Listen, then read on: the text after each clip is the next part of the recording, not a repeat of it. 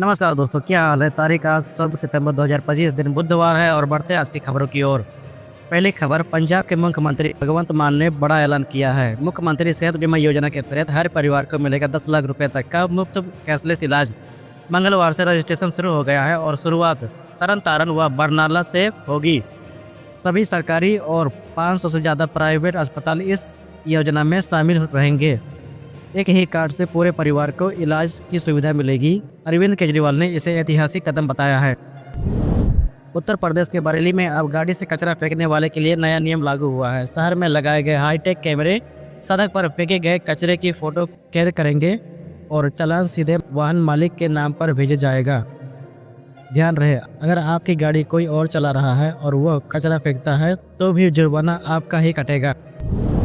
शिक्षा मंत्री धर्मेंद्र प्रधान ने ऐलान किया है कि अब 11वीं-12वीं में स्किल बेस्ड सब्जेक्ट जैसे कोडिंग, एआई और ड्रोन टेक्नोलॉजी पढ़ाई जाएंगे। पहले ये ऑप्शनल थे, अब जरूरी होंगे। मकसद है बच्चों को डिग्री धारक नहीं बल्कि काबिल और जॉब क्रिएटर्स बनाना। मध्य प्रदेश के जबलपुर से छत्तीसगढ़ चिल्पी तक 150 किलोमीटर लंबी नई 4 लेन सड़क बनेगी। कान्हा नेशनल पार्क के पास अंडरपास और ओवरब्रिज भी होंगे। किसानों को जमीन के बदले अच्छे मुआवजे मिलेंगे और डीपीआर के बाद काम जल्द शुरू होगा। पीएम मोदी ने अरुणाचल प्रदेश में 5100 करोड़ की परियोजनाओं का उद्घाटन किया, जिसमें जल विद्युत प्रोजेक्ट्स और तुआंग का कनेक्शन सेंटर शामिल है। उन्होंने स्वदेशी उत्पादों को बढ़ावा देने और राज्यों के विकास पर जोर दिया। केंद्र सरकार ने उज्ज्वल योजना का विस्तार करते हुए 25 लाख महिलाओं को मुफ्त एलपीजी कनेक्शन देने का ऐलान किया है। इससे उज्ज्वल परिवार की संख्या 10.60 करोड़ हो जाएगी।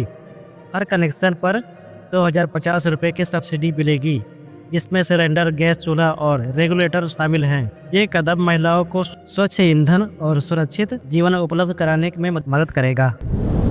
बीएसएससी 2025 ने स्टेनोग्राफी और स्टेनो टाइपिस्ट के 432 पदों पर भर्ती निकाली है। आवेदन 25 सितंबर से शुरू, आखिरी तारीख 5 नवंबर। आवेदन करें बीएसएससी की वेबसाइट onlinebssc.com पर। और एकलव्य मॉडल स्कूल में 7267 पदों पर भर्ती शुरू, प्रिंसिपल से लेकर लैब अटेंडेंट्स तक। आवेदन 19 सितंबर से 23 अक्टूबर तक। बाकी की जानकारी आधिकारिक वेबसाइट से देख सकते हैं। और दिल्ली पुलिस कांस्टेबल भर्ती 2025 शुरू, एसएससी ने 7565 पदों के लिए नोटिफिकेशन जारी किया है। आवेदन 22 सितंबर से 21 अक्टूबर तक। योग्यता N+2, पुरुषों के लिए ड्राइविंग लाइसेंस जरूरी। आवेदन करें ssc.gov.in पर। दिवाली और छठ के लिए जयपुर जंक्शन पर रेलवे ने नई क्राउड मैनेजमेंट लागू किया है। अब सिर्फ टिकट धारक ही प्रवेश कर पाएंगे और एंट्री मुख्य गेट 1 से होगी। यात्रियों को ट्रेन तक होल्डिंग एरिया में रुकना होगा। सुरक्षा बढ़ाई गई है, इसीलिए समय से पहुंचे और धैर्य रखें। प्रधानमंत्री मोदी ने जीएसटी बचत उत्सव की शुरुआत की घोषणा की है। नए जीएसटी सुधारों से रोजमर्रा की चीजें जैसे खाना, दवाइयाँ और घर का सामान सिर्फ 5% टैक्स में मिलेंगी। इससे आम जनता की बचत बढ़ेगी और छोटे उद्योगों को भी फायदा होगा। पीएम ने दुकानदारों से स्वदेशी उत्पादन बेचने की अपील की है और सभी को नवरात्रि की शुभकामनाएं दी। भारत और मोरक्को ने रक्षा सहयोग बढ़ाने के लिए साझेदारी किया है। इसमें आतंकवादी निरोध, समुद्री सुरक्षा और साइबर सुरक्षा में सहयोग शामिल है। मोरक्को स्थित भारतीय दूतावास में नई रक्षा विंग भी खोली जाएगी।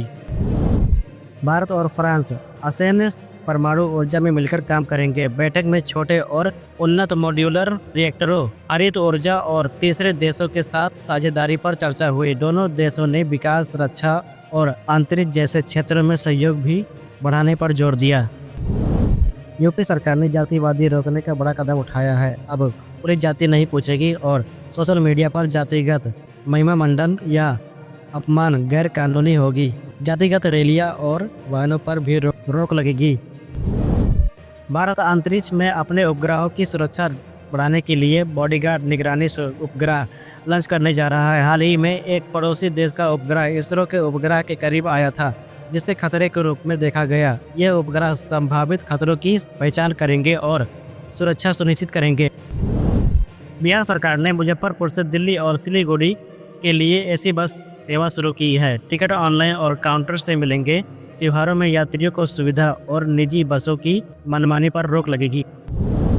दिल्ली हाई कोर्ट ने कहा है कि एक्स्ट्रा मैरिट अफेयर्स अब अपराध नहीं है, लेकिन इसके गंभीर नतीजे हो सकते हैं। यदि किसी तीसरे व्यक्ति के कारण शादी टूटती है तो पति या पत्नी उस व्यक्ति के खिलाफ सिविल कोर्ट में हर्जाना मांग सकता है। ये फैसला एलिनेशन ऑफ अफेक्शन सिद्धांत को लागू करने की दिशा में पहला कदम है। कोर्ट ने कहा है कि शादी में विश्वास और प्रेम को जानबूझकर तोड़ने वाले व्यक्ति कानूनी रूप से जिम्मेदार होंगे। ये फैसला सुप्रीम कोर्ट के 2018 के एक ऐतिहासिक फैसले के बाद आया है।